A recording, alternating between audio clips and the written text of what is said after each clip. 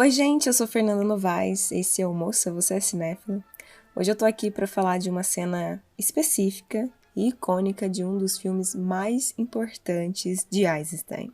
Na famosa sequência da escadaria de Odessa, no filme O Encouraçado Potemkin, uma multidão de cidadãos se reuniam nos degraus que levam ao porto de Odessa para celebrar a vitória dos motins dos marinheiros sobre os oficiais czaristas.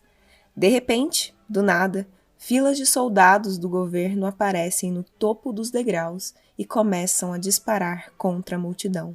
A ação desta cena por si só já é um grande espetáculo. Como os cineastas sempre souberam, as imagens violentas têm uma atração irresistível para os espectadores, pela mesma razão pela qual as pessoas acham difícil não olhar quando vem um desastre na rodovia. Mas a escolha de Eisenstein de encenar um massacre nos degraus de Odessa, combinada com suas técnicas de edição revolucionárias, resultou num espetáculo horrível, mas deslumbrante ao mesmo tempo, carregado de significado político. Embora ser pego na linha de fogo seja ruim o suficiente, o último lugar que gostaríamos de estar se isso realmente acontecesse seria num longo lance de escadas. Grande parte da ação no início da sequência envolve imagens de pessoas perdendo equilíbrio, tropeçando e caindo enquanto tentam desesperadamente fugir dos tiros. Eisenstein até amarrou uma câmera a um acrobata e o fez fazer uma manobra para obter imagens que se aproximavam do ponto de vista de alguém caindo de cabeça. O diretor também intensifica o horror e o fascínio do espectador ao colocar esse espetáculo concentrando-se nas pessoas que teriam mais dificuldade em escapar do perigo nas escadas. Assim, a primeira pessoa que vemos fugindo é um homem sem pernas. Nós o vemos empurrando-se desesperadamente pelas escadas, apoiado apenas pelos seus braços. Logo depois, aparece um homem de muletas, que negocia os passos com ainda mais dificuldade do que o homem sem pernas. Em rápida sucessão, intercalada em imagens da multidão fugindo em massa, vemos uma mulher com uma criança doente, um grupo de homens e mulheres idosos e, no final da sequência, e mais forte de todas, uma jovem mãe que de alguma forma se viu presa nos degraus com uma criança num carrinho de bebê. Ela está horrivelmente presa entre os soldados assassinos acima e o interminável lance de degraus abaixo. A criança doente é baleada pelos soldados e cai. Seu corpo se espreita nos degraus. Sua mãe, em seu próprio estado de pânico, a princípio não percebe e continua correndo. De repente, ciente de que seu filho ficou para trás, ela começa a subir as escadas para encontrá-lo. Ela observa, em agonia, cidadãos fugitivos pisoteando seu corpo.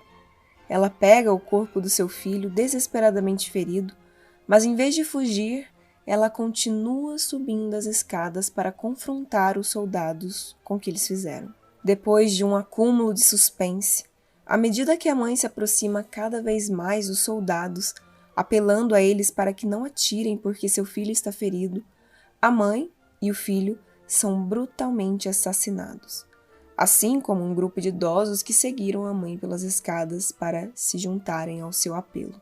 A jovem mãe presa no enorme lance de escadas com um carrinho de bebê é baleada no estômago. Seu corpo, à medida que cai, empurra o carrinho com seu bebê e ele rola pelo enorme lance de degraus até a morte certa. No final dos degraus, cossacos assassinos a cavalo, armados com espadas, cortam as rotas de fuga daqueles que sobreviveram. Uma mulher usando um óculos é baleada no olho direito. O sangue jorra debaixo de sua lente quebrada. Imagens como essas servem para manter os olhos do espectador cimentados na tela.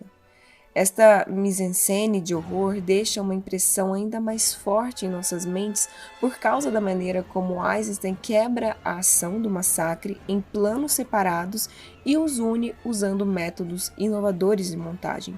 Eisenstein devia muitas contribuições de Griffith para o desenvolvimento do filme como uma arte narrativa.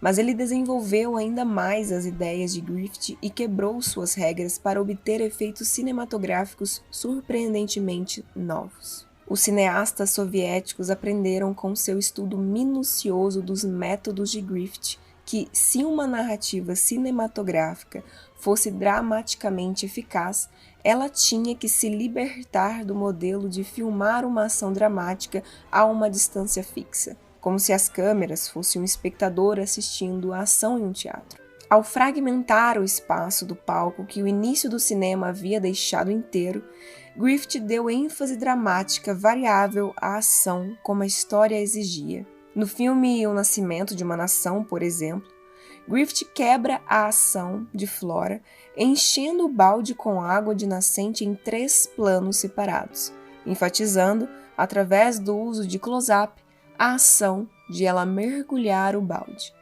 O close-up dá ao espectador uma intimidade privilegiada com a ação de uma maneira que não seria possível para o espectador no teatro. Voltando a Eisenstein, o horror nos degraus de Odessa culmina quando a mãe com o bebê no carrinho é baleada. Aqui, Eisenstein joga simultaneamente em 2 medos primordiais: o medo de uma criança ser abandonada por uma mãe e o medo de uma mãe que percebe que é impotente para protegê-la. Eisenstein expande drasticamente o tempo de tela dado a este momento para permanecer para sempre em nossas memórias. Ele retira a agonia da mãe, dedicando 10 planos à sua morte lenta e dolorosa, enquanto seu corpo leva um tempo antinatural prolongado para cair no chão. Eisenstein estende ainda mais a duração da morte, intercalando com outras ações.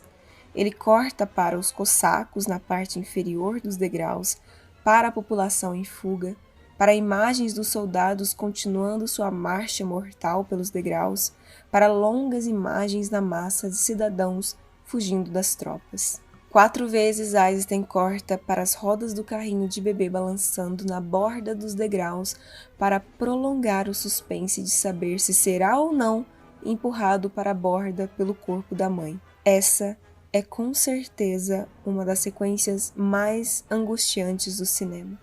Não só inspirou muitos filmes, como é o caso de Os Intocáveis, como mudou para sempre nossa maneira de enxergar a montagem e o próprio cinema. Eu vou ficando por aqui e eu espero que vocês tenham gostado desse vídeo. Até a próxima!